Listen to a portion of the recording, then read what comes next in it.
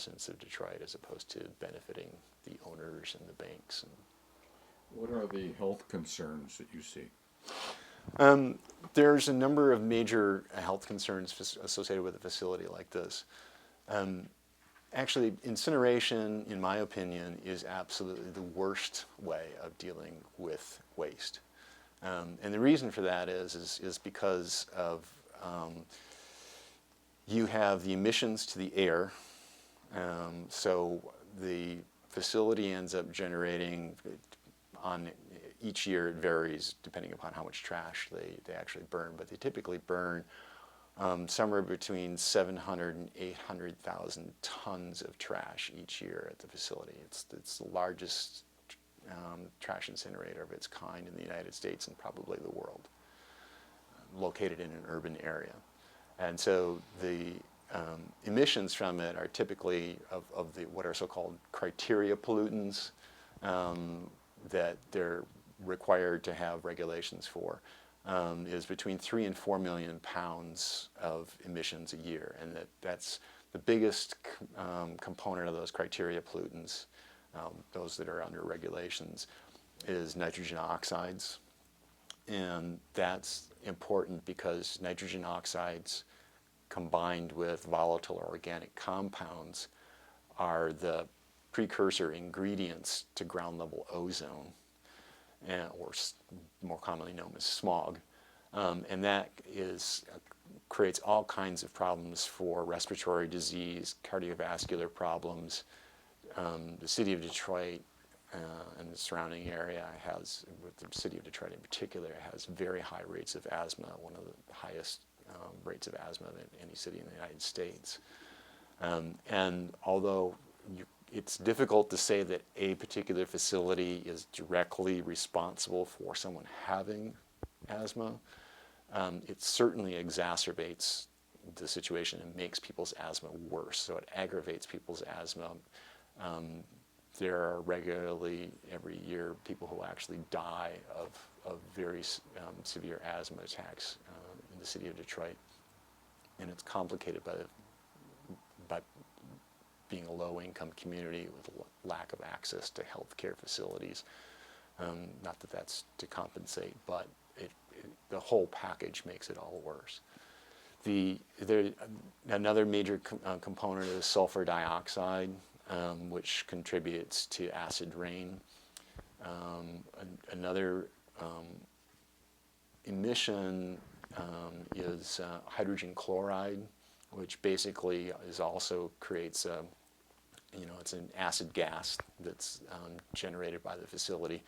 A lot of people in the area have complained of a burning sensation in their mucous membranes or nosebleeds and things like that, particularly when it's humid. And that's because of the HCl creating acid, basically hydrochloric acid, in the moisture that they're breathing in the air. And so that's very bad for your respiratory and cardiovascular system. So those are the major ones. But there's also toxic emissions as well.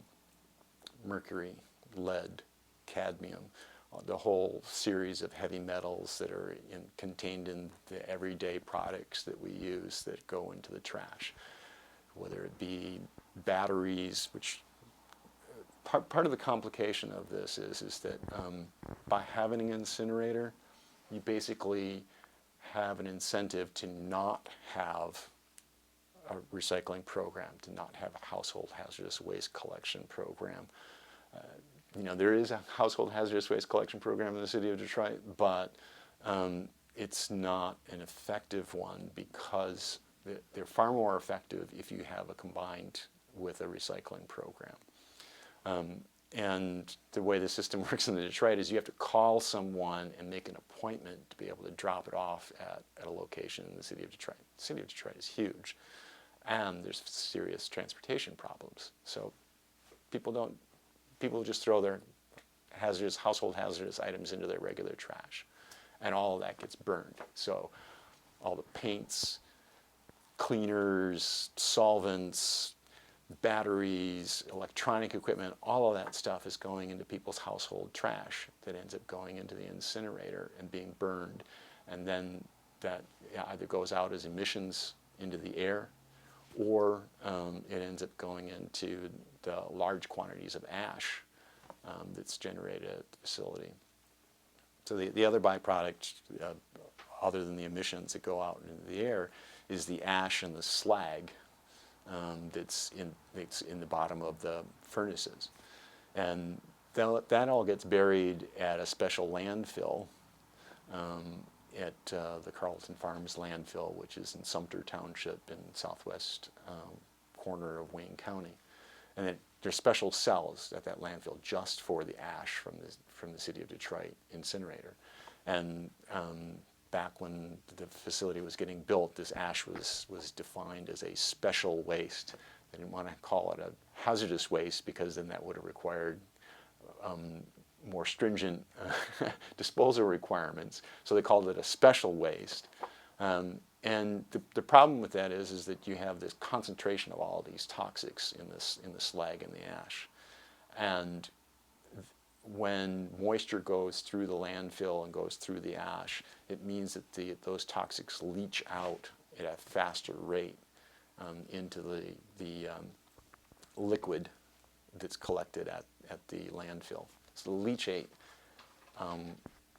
that's, most people know leachate as being this sort of slimy liquid at the bottom of their trash can if it's been sitting around too long.